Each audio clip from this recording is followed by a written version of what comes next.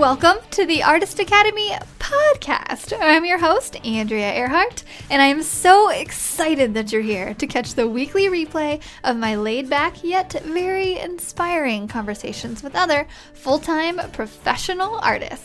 The purpose of this series is to show aspiring artists that it is completely possible to have a great career in the arts. And if you ever want to tune in and have your questions answered in real time by myself or featured guests, then just check out the schedule over at facebook.com/groups/Artist Academy every Tuesday to catch us on live. I'll see you there.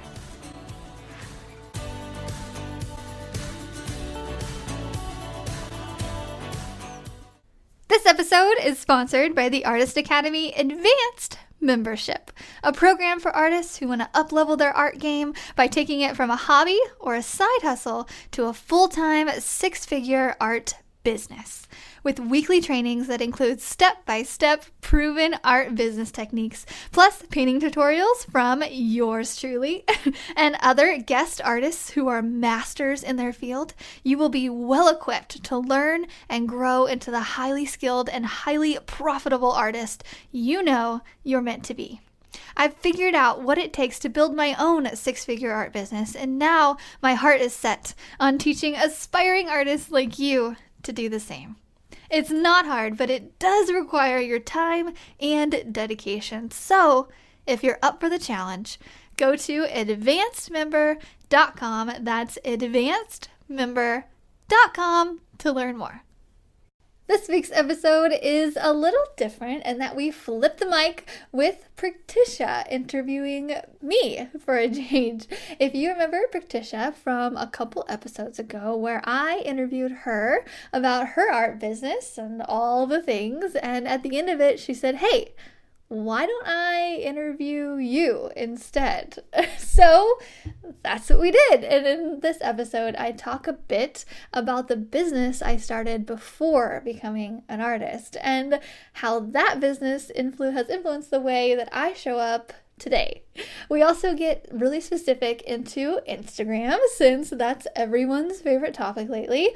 I get asked, how do I get more followers? How do I profit from Instagram? Those are just a few of the questions that I hear on repeat, and for good reason. There is so much potential on that image-heavy platform, and I really believe that it's made for us artists specifically to thrive on.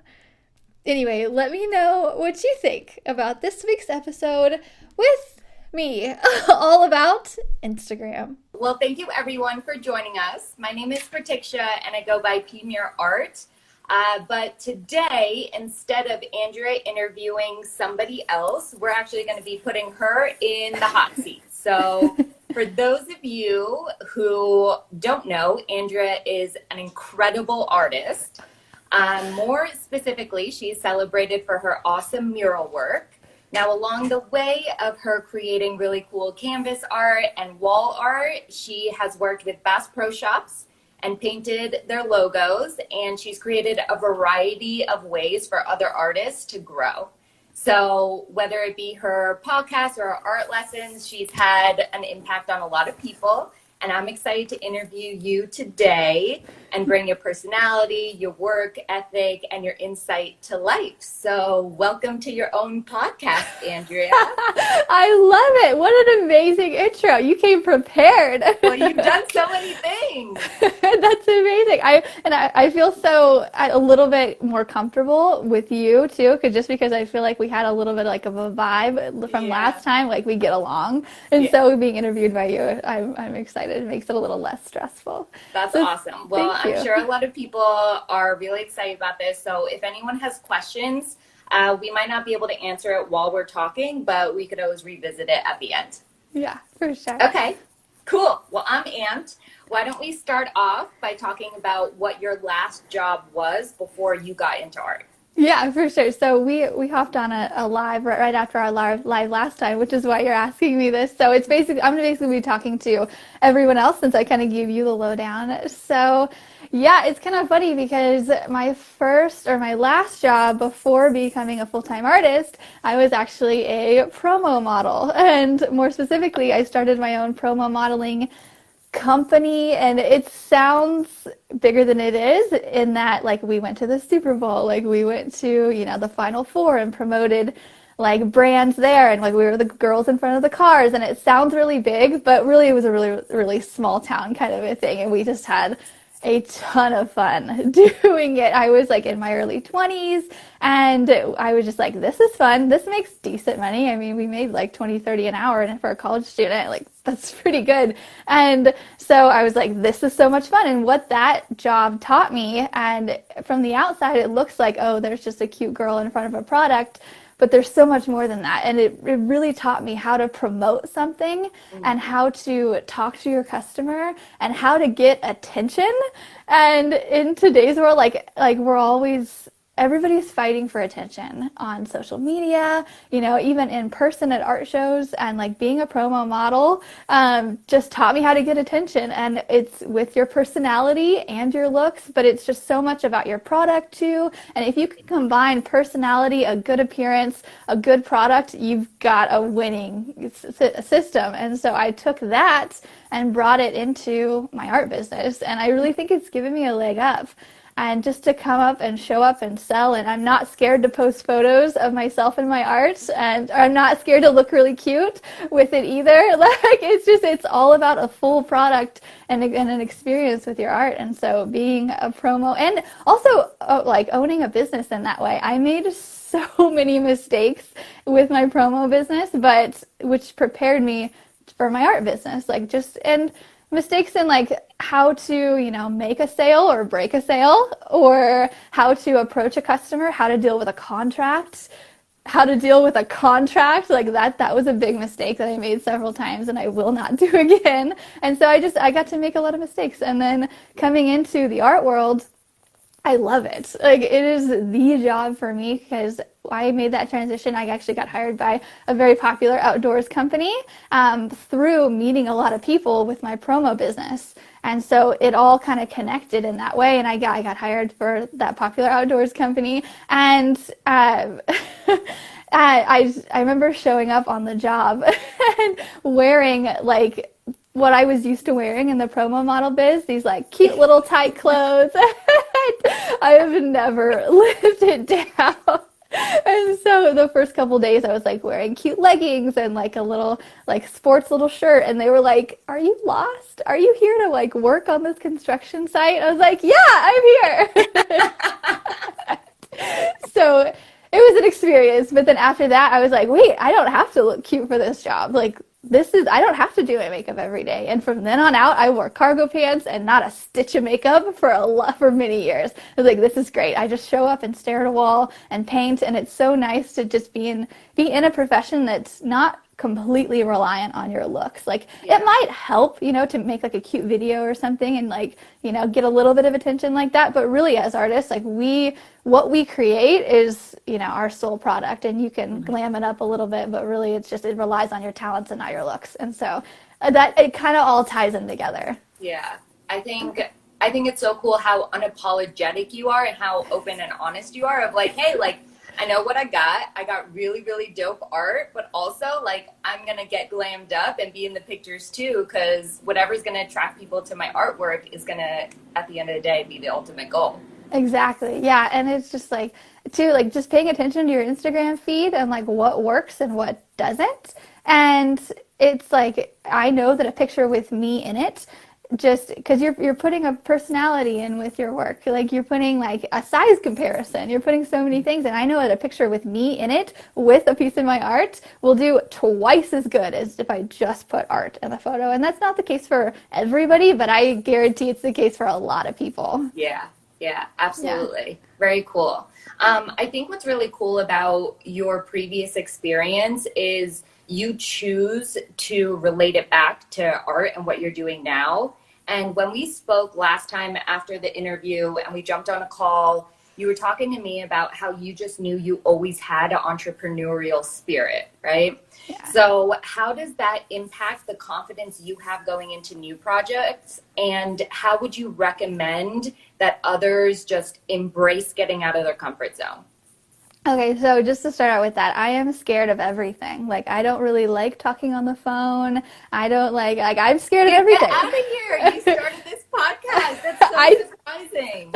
Oh my gosh, you should have seen me with the first couple like solo episodes. I wouldn't let anybody else edit it. Like I had to edit it. Now it's really flowy, but like in the Yeah. beginning, I just am not one to talk in like a general setting anyway. Like at a dinner table, I'm not the one carrying the conversation ever. So I was like, no, I can't start a podcast, and I did. But it's just like if you know you want to do something, you'll find a way. Like with me on video, the first couple of videos that I did were absolutely terrible. But it was like 2 years ago when I did that. And I mean, I remember I wouldn't talk in video. I would just kind of show my art and like do little things and like put subtitles. I'm like, no, I'm not speaking. And then like you get over that, I do everything in baby steps. I'm like, okay, I'll do the bare minimum amount. And when I get used to that, then I'll do that, like doing lives like this. Like it's a little nerve wracking now, but compared to what it used to be, I used to break out in hives. I used to I mean, it bothered me all day before I got on a live. And now, like it's, you get a little bit of flush, but it's like, it's okay, So just starting. And so just having a little bit of business experience is really what helped me, and just making those little mistakes. But learning as you go, there's no education that anybody can give you for that. I can give you stories and I can give you this and that, but personal experience talking to customers is just, and I hate saying that too, because everybody wants like, what's the shortcut? Like, what's the thing to do? And I'm like, it's just experience. Yeah. So. What's like the driving force for you to actually do it? Because it kind of goes into the next question, where you've chosen to take so many different avenues with your art. If you wanted to, you probably could post pictures of your art, not do any videos, not do any podcasts, not teach people how to create art, but you still chose to do all of those things even when it was really uncomfortable for you. So like, what do you think the driving force was there? Why did you choose so many different paths with like your art versus just sticking to what you were comfortable with? So yeah, there's a couple different things in this. For one, I think when people have this like weird pull towards something, you should kind of listen to it. And like that's what I did with getting into art in general. I was like, I'm just gonna major in painting, which you don't need a degree in painting. Nobody needs that. But I went that route and it was great. But I was like, I'm just gonna go with art. Like I don't know what I'm doing, but we're just gonna go with it. And so now I'm at this point where I have a good career and I'm happy with it. And now I just feel this weird pull of like, okay, teach. Like, and it's just like and sometimes I can't even really explain it. I'm not like a super like spiritual person in that way, but it's just like I have this weird like pull to like sit down to a mic and tell people what I know. And I feel like in like 5 years, it's going to be like, my life is going to look so different. Be like, oh, this is why I did that. But I just kind of feel this like strange pull, like this is what I want to do. I get so excited to make podcast episodes because I like hearing the business side of art. I like, knowing how to make money with my art because ultimately this is the best career ever. Like this, and like I say that all the time, like I have the best job ever, which is painting. And I want more people to experience that. I was just hanging out with one of my really good friends, Samantha, who's just making the transition right now from she worked at a bank to like an office job to she's being a full-time artist. And like, I brought her on with me. I'm like, you are going to see how amazing this is. And like, you're going to do it. And like, she's like kind of in this like little scared kind of like, point where it's like everything's really new, but I'm like, this is just, I will help you. Like, this is the best career ever. And another point to that, I heard one time that every millionaire has 7 different streams of income. And so I'm not apologetic about I want to live an amazing life. Yeah. Like I do. Like, and I think it's still taking me a while to get used to like, I want to make money because I want to travel the world. I want to have these experiences that aren't normal, like, and a lot of people are so okay with like doing the same thing every day, coming home to a normal life that's like very basic but good for them, and that's just not me. And I sometimes I'm like, what would it be like if like I didn't feel the need to reach for the stars every single day, you know? Like, 'cause it's kind of exhausting to be like, I'm gonna do this, I'm gonna do that, but I wanna set myself up to where I don't have to work for a month if I don't want to, and which is the case now. And I want to continue that even more, and to where if I don't want to work for 3 months, I don't have to. And, or, if I want to take off for several months to have a baby, like it's okay. And I still have money coming in, which is why I do the memberships and the print of the month. Like, I'm all about that recurring revenue kind of a thing. And what a lot of people don't want to do in the beginning, I'm totally okay with like doing a ton of work for no pay to know that one day I'm going to get this back times 100, And I think a lot of people want to start something and they want to be in the middle or at the end, and they realize how hard it is to start it and they kind of stop. And that for some reason, that's not in my head. I'm like, yeah, this is like how it is in the beginning. Like, it sucks, but later it's going to be really good. Yeah. You said so many interesting things there. Like, first of all, that poll that you were talking about, I would be surprised if that wasn't relatable to most artists on every level. Because, like, for anybody to quit what they're doing or quit the traditional path and then pursue something like art where there really isn't a curriculum, like, there has to be, like, a driving force behind that. So that was really interesting for you to say. And I think it's also important to kind of point out how you said you're willing to do all of this hard work for free for right now. Yeah. Because I know, like, with my experiences too, when I got into art and I started, like, I got to a point where I was like, okay, I have to start posting on social media. Sometimes it was almost embarrassing too. Yeah, right? It is. Just like, at first you're showing like normal things, and then all of a sudden you're going into art and stuff. I had people message me like months later being like, when you first started posting art on Instagram, I was like, what is P doing?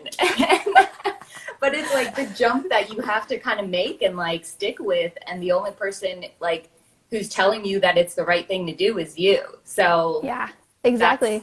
And with like starting to post your art, or even I actually just went through this experience again with like starting the Artist Academy last year. It was a little over a year ago, and I started this Facebook group and nobody was in. And now we have over 1,000 people in it, of artists just from everywhere. But like starting, I was like, ugh, like, just come, I can teach you how to take an art business. I don't really know how I'm going to teach you, but I'm going to figure it out. But like, and it's just, I'm like reliving that so I can sympathize again for artists who are just starting out, who are like, I'm like, every artist who's starting out, like, you're good to some level. You're not the best you can be yet. And especially if you're just starting out like that first month, you're like just trying to figure it out, and you're posting things that, you've done here and there, and things will get a lot better, but it's just weird in the beginning to start. It's like a breakup. It's kind of actually what I refer to a lot. Like, have you ever gone through like a breakup that was really hard, but like you knew it was better for you in the beginning, in the end, like, oh, you should really leave this guy, because like I had a terrible dating record, and so, but every time I was like, I know I should leave this guy because it's gonna get better. But it's kind of like a breakup. That first 2 weeks is terrible, but then it gets better. Yeah, and then now you're married, so you figured it out. Exactly. Exactly. Don't take relationship advice from me as much as art advice, but yeah, everything works out. That's awesome. Watercolor Cape Town says awkward. I know the feeling. Okay, good. Yeah, I'm all about that. It's like awkward is my second language. It's fine. Awesome. Yeah. Okay, cool. So you got into art. Obviously, you've been really successful so far, and you're pursuing all these different paths, which is awesome. But you always talk about Instagram and how important it is, and how it's been really important for your business too. So you have close to 60,000 followers. You're posting all the time. You've talked about how you want to post 1 to 3 times a day on social media. But I think the big question a lot of people would have is, how time consuming is that for you? Do you actually photograph or video yourself each day and then post that content? Or do you have a process to streamline this?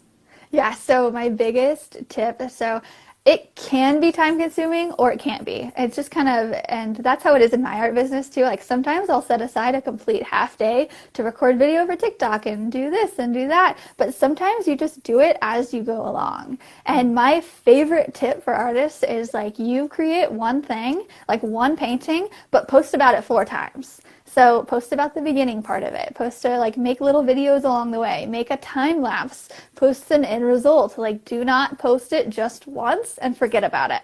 And then also keep that photo, that final finished photo, and post about it a year from now because people will have forgotten. And people are like, oh yeah, she created that. It's cool this time too. And you're going to have new followers. And so I always tell people like, you know, just be mindful when you're like when I'm creating a mural, I'll just stop and be like, oh, can you take a video? Like whoever's near, usually my Instagram husband he's very well trained. I'm like, not like that, like this. He's you like, put the angles. We've talked about this. Yes, exactly. Like he's so good at doing videos. Now I'm like, I trained you so well. Like, he's so patient too. But and just like photos and video. Photos in general do way better on Instagram. Like I love video. I love creating video and telling a story with it and just like keeping someone's attention like a commercial kind of a thing. I love the whole aspect of video. And so that's why I lean towards TikTok quite a bit. But on Instagram, it's mostly photo. I post both, but if you're going to do anything, just do photos or like a time lapse on Instagram because people love to see things being made with a time lapse. And all you have to do is set your phone up so you're not on it, you know, so you're not on your phone. You set it up into airplane mode and just set it to record you doing a time lapse, and it doesn't have to be from start to finish or anything, just like you creating something, and then edit it down to under 15 seconds. Everybody posts time lapses that are 30 seconds, a minute, all that. And I'm like, stop it. Like nobody wants to watch that. Like 15 seconds or less. That's awesome. That's really good advice. You also said something that was really interesting. I saw it in one of your captions where you said sometimes you will time lapse yourself and then you'll screenshot pictures from that time lapse.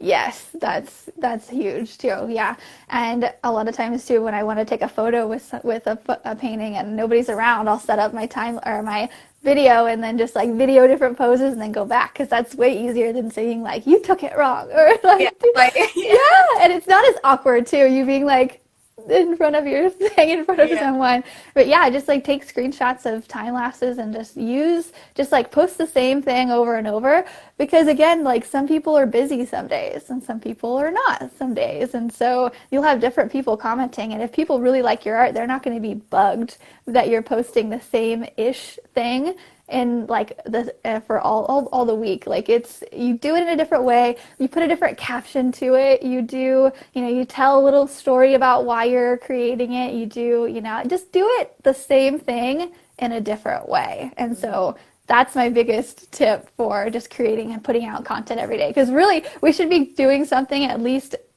Monday through Friday. Like treat it like a job. And I love doing it, so it's not as much of a job for me. Like I'll be in bed going to sleep, like editing video and like putting it in my drafts. Like I love it for some odd reason, but a lot of people don't. And so a lot of people see it as a chore. But just do all those things. Way to make it work. Yeah. Who is it? Creative Girls of Color said good advice. Oh, thanks. Yeah. Awesome. So what is something in your point of view that could completely turn a potential buyer off of someone's Instagram page? And what is something that you think really could attract a potential buyer onto another Instagram page? Okay, so it's all about attract and repel. So nobody wants to be vanilla, right? I mean, everybody likes the vanilla and you'll take it if it's the only option, but nobody's going to really order it. 90% of the time, I think we had this conversation maybe, like everybody wants the triple chocolate chunk, whatever. So just like pick your secret sauce kind of a thing and like what you want to stand for. Like with my Instagram, I am wearing a pink shirt more often than not in mine because I really want to attract that like whites, pinks, fun-loving kind of a person, and just like that is happy and all that. And I think that like whites and pinks kind of do that. And so that's kind of how I try to keep my Instagram in a kind of a flow. What will turn someone off automatically? Not everybody, but just speaking in like general terms, what is just chaos and having absolutely no thought process into your Instagram. Not that someone won't reach out to you. If they know you and like you, then they'll follow you and stuff. But whenever people, like say I tag you in something on Instagram and my followers see that and they go to your page and they see, for instance, you have a really good page of like whites and blacks and everything looks great. If you didn't put any time into that, the likelihood of someone actually following you is much lower. And, not everybody's going to turn into a buyer, but you never know. And so just putting a little bit of time and just to think like, what is your brand? And it can change. Like a lot of people are like, well, I don't want to be pink and white all the time. Like I want to, and sometimes actually when I went to Antarctica, like my whole feed was blue and white because that's just what it was. And I liked it. And so you can change at any moment, but just like kind of try to keep it in like a fluid, organized manner. And I think organization and just like visually appealing anything is better than organized or better than chaos in a way. Yeah, I think you're right. I think we did talk about that. Like you're really good at creating a brand, right? So when people go to your page with, especially if someone's new and they don't understand who you are as an artist yet, you don't make them work hard to figure it out. Yeah. It's almost like if they go to your page, it's a catalog of exactly what it is that you do. But it's really helpful to know that like there is a method to the madness, or organization in this case, right? Like there is a method of like, okay, I'm going to be mindful of what colors I want to wear or like the colors I want to bring in my feed. Yeah, and it's funny. I think like back to high school too, when people are like, "Oh, you're trying too hard," and it's like it kind of is. Like we kind of have to try hard to get business. If you think of it as a business, like brands or like Pepsi and all of them, like they put some serious thought into their brand. And so when we kind of think of our art business as a business, like how about let's put a little bit of thought into our brand? Yeah. Like, what do we want to be known for? If something pops up, it's like, oh, that reminds me of so and so's art, kind of a thing. It's just like brand awareness. Yeah, that's so smart. Awesome. So if there was a checklist for having a professional, engaging art Instagram account, what calculated steps would be on that list? So one tip that I like to give people that, I think a lot of people are really scared to sell on Instagram because we don't want to, chase people away with all of our offers and all of that. One calculated this is kind of one way to answer your question. I think like one calculated way to approach Instagram is like take a week and just post your stuff and post fun captions and don't try to sell anybody anything, like nothing. And then if you have an offer that you want to make, like if you have a print sale or you want to get commissions or something, that next week just post about that like constantly. Like let people know on Monday and Tuesday, and then Wednesday and Thursday really drive it in, and then Friday and Saturday let them know they're going to miss out if they don't buy this. And then next week go back to just fun loving, not selling a thing, and then the next week go back and sell. And that kind of, in my mind anyway, gives me permission to sell to people, because I'm like, I don't want to just sell. I want to entertain and inspire and all of that. And so I'm like, well, I did that last week. Now let's make some money this week. And then next week I'll go back to just being fun and, because then I'll be busy. And so one calculated step is just to really just plan it out. Like this week I'm going to do prints and then nothing. And then next week I'm going to do commissions and just kind of try that approach. Cool. Very interesting. Are there any materials that you love having for your Instagram page, like a tripod or something like that? Yeah, for sure.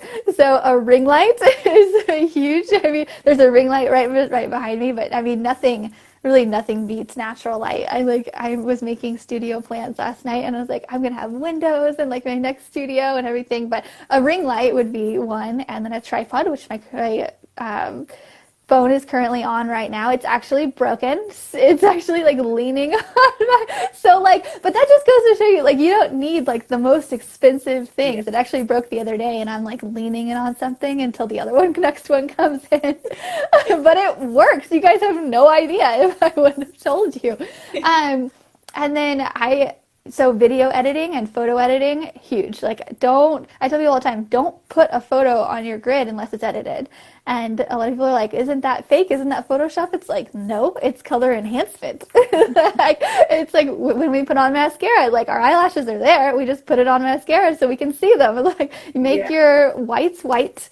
Make it, I always bump the contrast up a little bit because that's what I like to see visually. It's up to whoever. Like I know that Casey Lang too, she has an Instagram feed that she was interviewed on the podcast not too long ago that's just very muted colors and it's just gorgeous. She has a great page. Yes, it's just amazing. And so just kind of figure out what your editing aesthetic is and edit ish the same way every time, whether you go to the warm side or the cool side, whichever, just like edit. After you get the tripod, just edit it. Mm-hmm. Yep, that's awesome. 18 Carmar says, as a consumer, I like that Insta schedule. Oh, good. Oh, as a consumer. Okay, great. Ooh, also buy our art. Yeah, exactly.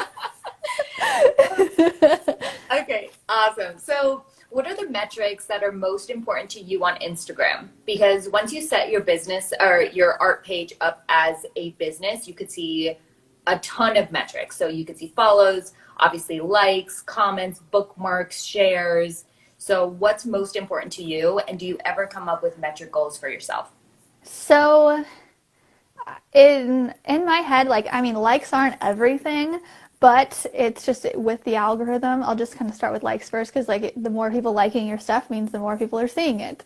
And which I also tell people too, like if you want to throw something up that's not, that you don't know it will like might not perform very well, don't worry because not many people are going to see it. Like the first couple people are going to like it, but if not many people are liking it, Instagram is going to stop showing it to people. So that like sort of okay post that you did won't get shown to very many people. So throw it up anyway and don't delete it because it's fine.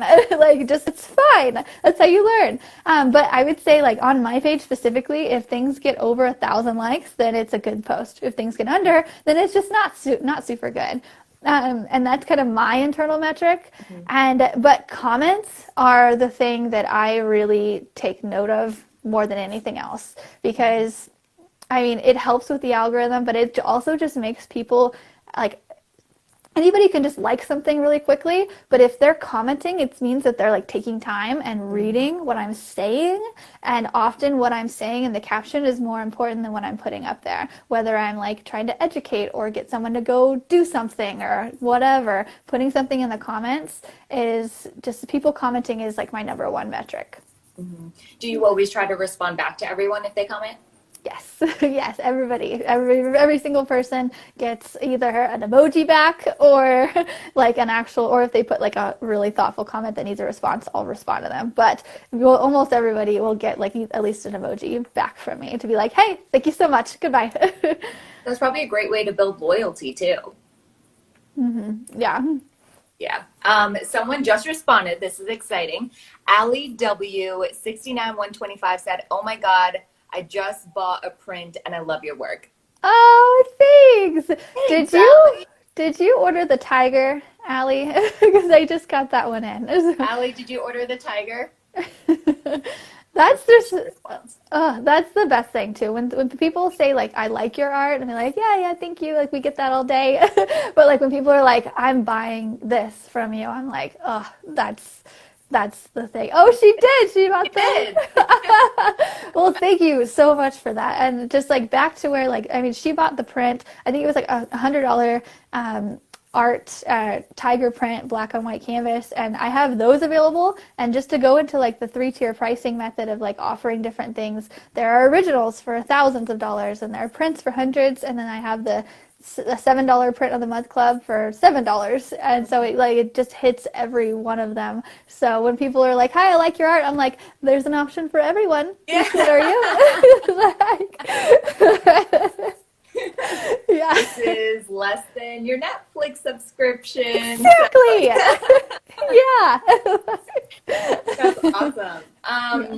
Okay, backtracking a little bit because you said something that I thought was really great. You said how you would put something on Instagram and if it doesn't perform, that's okay. Don't worry about it because ultimately Instagram won't show that post that much anyway, so it'll be okay. And I think that's so relatable for a lot of people, because they think if they put a picture on their feed, and if one post has 1,000 likes and another post has 50 likes, they're like, oh my god, like there's going to be judgment passed on me, or people are going to see this and be like, what are they doing? But what's really interesting, and what you brought up many times, is like, people don't really have the attention span for all that. Like, no one's going to your page and clicking on all your pictures and judging you based off of how many likes you get. It's just the ones that you post that get a lot of engagement, like they're more likely to see. Yeah, exactly. And so when people are like, oh, I mean, likes are such a vanity metric in that, but it's so like, I know if a lot of people are liking it, a lot of people are seeing it. And Instagram's so funny too, because I'll throw up something and that I know will get a lot of likes, and then I'll throw up something that might not get very many. And so, and it's also different because like the post that you make, like if I make one today and it does well, Instagram's algorithm will think that the next one I post will do really well, really good as well. And so it'll automatically show it to more people. However, if I post something that's not very good today, it will not show as many people the next one that I post, if that kind of makes sense. So anytime I'm like trying to have a post that I really want people to see, I'll like plan it out almost. Like I'll make a really good post, and then I'll make a really, really good post, and then This is such good advice. Yeah, good. Like, yeah, good. It's hard to know like what's common sense or what everybody knows and what people don't know. Mm-hmm. Totally. So engagement for Instagram can be tricky, but everyone knows it matters, right? And that's what you're kind of talking about, where you'll plan this stuff out in advance because you know one should get more attention than another post. So how do you get your followers to engage with you while staying authentic? A specific example of this would be like, some people post a picture and you'll see it in your Discover feed and they're like, comment your favorite color, right? Or like, I know. put your favorite emoji. I know.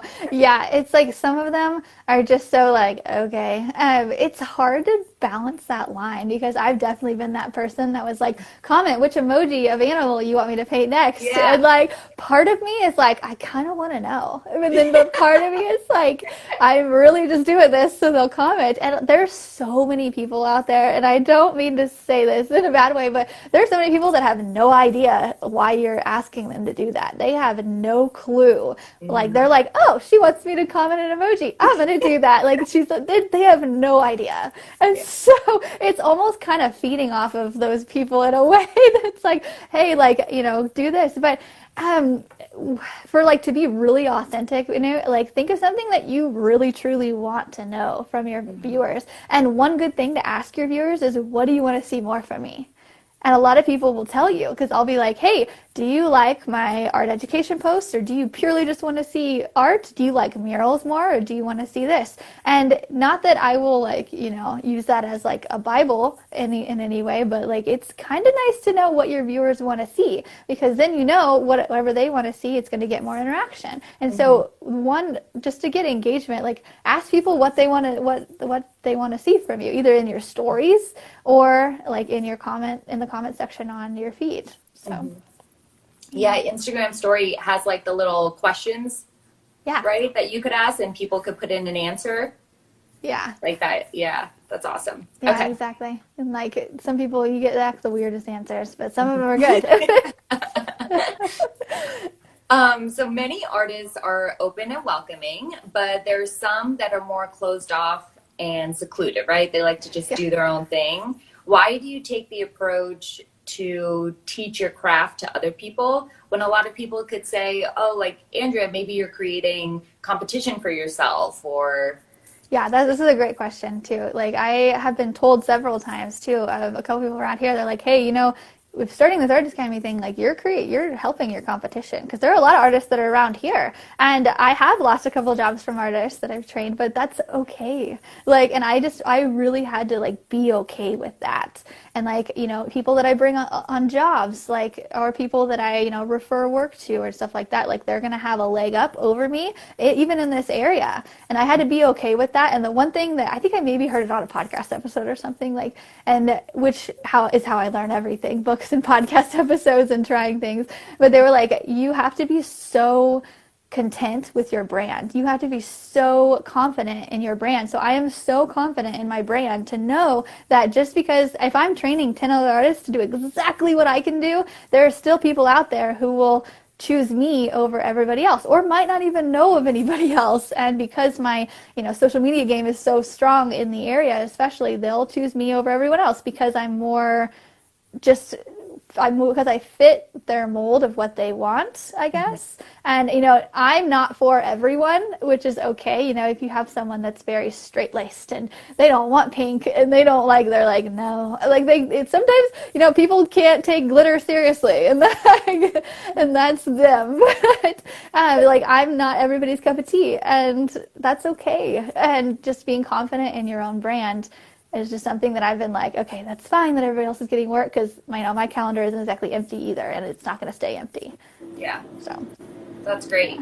And do you think that, you being the one to teach other people, you being the one to create a podcast, start your subscriptions, like you taking these paths and avenues to become more of like a business owner in your craft, like do you think that creates more confidence too of like, yeah, but I actually created like all this? Like there has to be some sort of like ownership you have in knowing that you started the process from like one spot and brought it here versus like learning it quickly from someone else and then going to try to get a job from like what you learned in a short amount of time.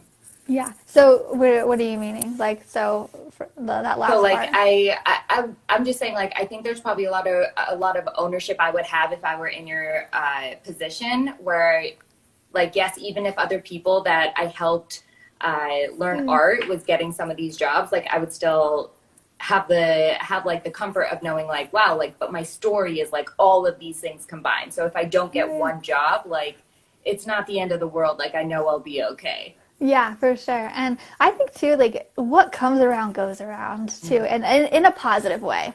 Like I know that me helping people is going to come back because and that's not exactly why I do it, but like I know like you filling someone else's cup is just going to fill yours more too. And having like people are so thankful too. Like I get all the time, they're like, thank you so much, like I helped you, like I helped them through getting their first mural job, or I helped them with this and making a print sale, the very first. And it's so exciting, like getting someone who's in the very beginning too, who's made their very first like $100 with art. That is just the most exciting thing. Like we like dance together and we're like, oh my gosh, and they are going to be advocates for me as well. They're going to be like, oh yeah, she helped me do that, and so they're going to bring either more work if just more work will come my way from helping other people is kind of what I'm getting at. But yeah, there is a little bit of ownership in it. I hadn't really thought about it a ton, but yeah, I guess so. That's a good way to think about it. Yeah. Cool. So what is the impact that you ultimately want to have with your art? Oh gosh. So with my art or with my Artist Academy, or both, or what? Just with your art business as a whole. Okay. So I brought Photo Op Street Art to Springfield, Missouri, which is a very I think we have like 160,000 people here, so little big town. And so I wanted to bring it here just to bring more awareness of art in this community, because as everybody knows, like who lives in a small town, especially like someplace that's not New York or LA or Miami that already has an amazing art scene, like these small towns don't care about art. And it's kind of like a weird thing in my head where I'm like, I want to make you care. Like I want to show you how cool this is and make you care. And part of that is just creating street art, because here it's a blank canvas. Even still, like I have like, I don't know, 10 street art pieces here, but they're so scattered out, and like people are starting to be more aware, and in turn that benefits the art community, because like there are some people who buy art from me who would have not cared if I hadn't have posted every day or made some street art and stuff like that. So like I want to just bring art to this community and bring a little bit more color to it. And then on the Artist Academy side, like I remember what it's like wanting this so bad and wanting to be a creative but just not knowing where to start at all. Like there's no playbook for this. And I think there is a little bit more now with podcasts and audiobooks and stuff, but 8 years ago I was like, I have no idea what to do, but I want it so bad. And so I like to take those people who want to put in the work and show them that this is awesome. Like I will show you how to do it. It's not that hard. It just requires a lot of work. And so that's my angle with the Artist Academy. I'm like, I want to take those people who are essentially me 10 years ago and, give them you spend your life working, and it would just suck to work at a job that you don't like and spend so much time at it. Whereas you can do this and it's Monday and I'm on an interview with you because I can. It's just there's so much freedom to it. So yeah, there's a couple angles in that. Great question. It's so inspirational too. Good. Yeah, I don't know that anybody's ever really asked me that straight out. So, I'm like, oh my gosh. Are there any techniques you developed yourself that is still a well-kept secret? Oh, not really. I'm such an open book. And that I'm like, because if I find out something that's cool, I'm like, I tell everyone. I'm like, oh my gosh, you've got to use this certain Stila pen, or oh my gosh, you've got to use, I don't know, really, no. So no. Okay, cool. Mansu Artist said, what is the best brand for brushes for oil painting? Oh, I don't know. I don't really do oil. I mostly do acrylics. However, I have heard that, is it rosemary brushes? I've heard several artists just go crazy over rosemary brushes. And I'm pretty sure Jerry's Artorama sells those. Okay. So yeah. Very cool. Watercolor Cape Town says, how are you always so bubbly and positive? And then they also said, I was a promo model, total millennial first job, love it.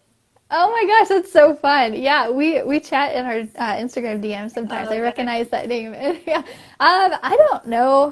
This is my automatic thing that happens, and I don't know when that happened either, but I have such a theory about this. I remember being back in middle school and just being really happy for a couple days in a row and seeing people's reactions to it, and so I kept doing it, and just to the point of, and it wasn't inauthentic or whatever, I was just kind of being really happy, and I saw people's reactions of it, and then it became a habit. And so now I think it's just a habit that I don't even recognize. And truthfully, a lot of people will just laugh at me in person. I'll go on a job site. And I'm like, hi, blah, blah, blah. And they're like, okay, hi. And I'm like, oh, I don't even notice I'm doing it. It's completely just subconscious. I don't know. So, but I just had this theory that it became a habit a long time ago, because nobody is really born like that. We all have our own little personality traits, but I think some are just habitual. Yeah. 18 Carmar says, what was the hardest challenge you faced in that transition to your own business? Yeah. And her second question is, how did you get your art out there when you first got started? Yeah. So, well, I kind of owned my own business with the promotion modeling business kind of a thing. So before that, I worked at a bank. And they fired me because I kept taking off to do these promo model gigs because they paid better and I liked it better. And they're like, you can't do that. They're like, and I was like, you guys just have so many rules. I say that all the time. I'm like, there's so many rules here. I don't like it. I love working for myself, and I've always known I wanted to work for myself. But there's so many things, so many hard things that come with that too. But I just love being able to be my own boss. Mm-hmm. And so how I got my work out there, I remember in the beginning, telling myself when I was doing promos, telling myself that I needed to meet enough people before I could become an actual artist. I needed to network. But really, it was when I first started just putting my art out there, and I had networked a bit, but I started posting on Facebook really, and just showing people what I could do, and things started to come from that, little things, and to where they eventually led up to a big building block of oh, lots of people are requesting things, this is awesome. So really I just started putting myself out there and on a regular basis, and it seems so simple, but that's that's what I started doing. And like window painting is huge. If you really want to get started, window painting, like that's my main thing. Like just go out, ask a business if you want to paint their windows for high school graduation, for spring, for Christmas, for 4th of July. That is a perfect segue. And then you could put your name down there and it's like a billboard for your business. Really? That is window paintings, huh? Oh yeah. Oh yeah. And just keep your, keep your prices like kind of like whatever, I used to do $30 an hour and it'd take me like two hours to do a small window, and they're happy to pay for it. You do whatever they want and be like, can I put my name at the bottom? And also, like, if you want to do that, like go downtown and do that, or wherever, like a high traffic area, because as you're doing that, take your time because people are going to walk by and they're going to see you doing that. And I've gotten so many jobs from just being on site and just doing things, and people coming by like, hey, can you paint this over here? Like, yes, I can. So window painting. Yeah, that's so smart. It's like you could find almost any type of local business on somewhere like Yelp, but there's no real directory for artists in a city.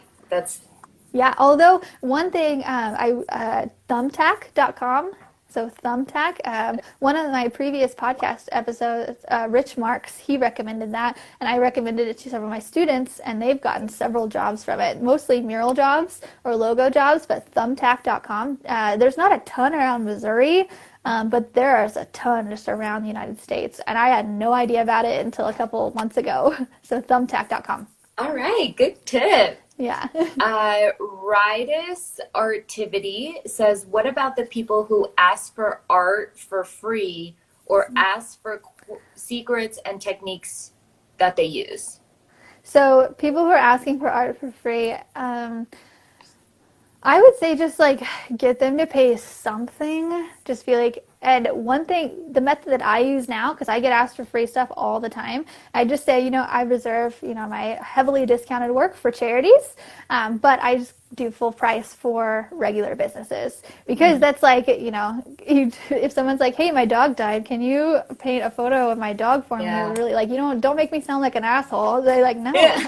Like, but it takes a lot of time, and a lot of times people don't realize that it takes so much time either, and that's okay. Like, that's just their perception of it. And so people are like, or I'll be like, hey, I have some students, or you can refer to them to a high school student. That's my favorite line. They're like, no, but if you check out your local high school, I bet there's some students there who do a bunch of stuff for free.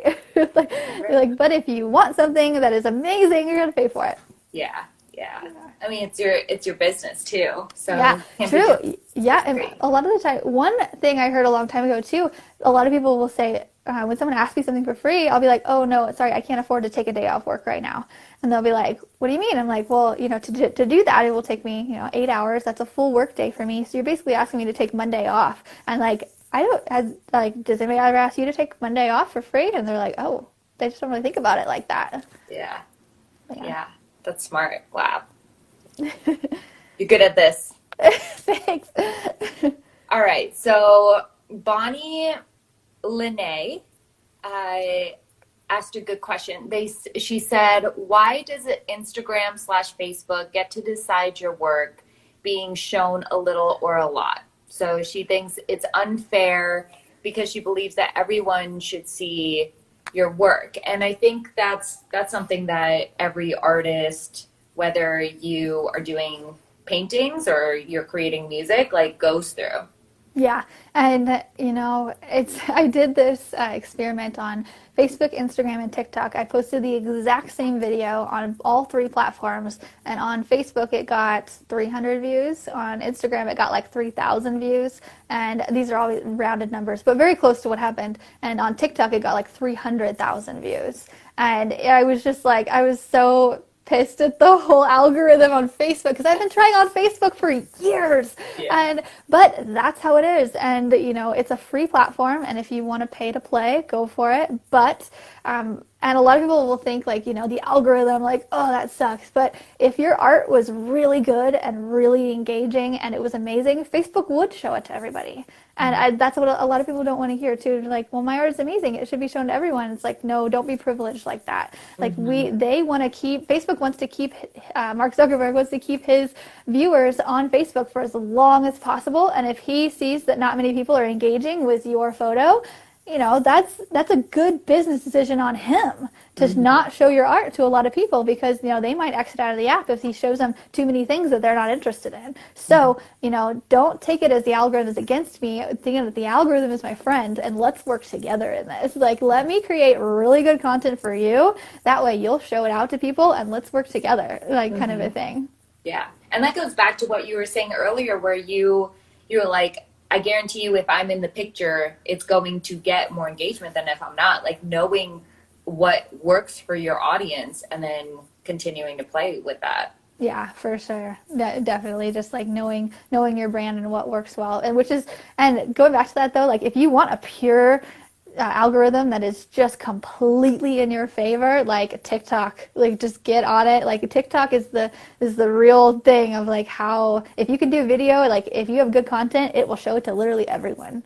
If you don't have good content, it won't. And that's kind of hard to, like internalize sometimes. I'm like, I thought that video was really good. It did not get shown, but like, I mean, it's just a different audience too. But TikTok, it's a true, if you want to go viral, get on TikTok right now, because it won't last forever. Very good to know. Watercolor Cape Town, I think you'll find this interesting, said, I actually found you through YouTube. Oh, good. Well, it works. Good. I will keep putting stuff on YouTube. Yeah. Thank you so much. You've been an amazing host. You should start a podcast or something. This is great. Let me work for you. Oh, wait, do you what? Let's talk. We'll talk after, like last time. We'll just jump on the call. Done, yeah.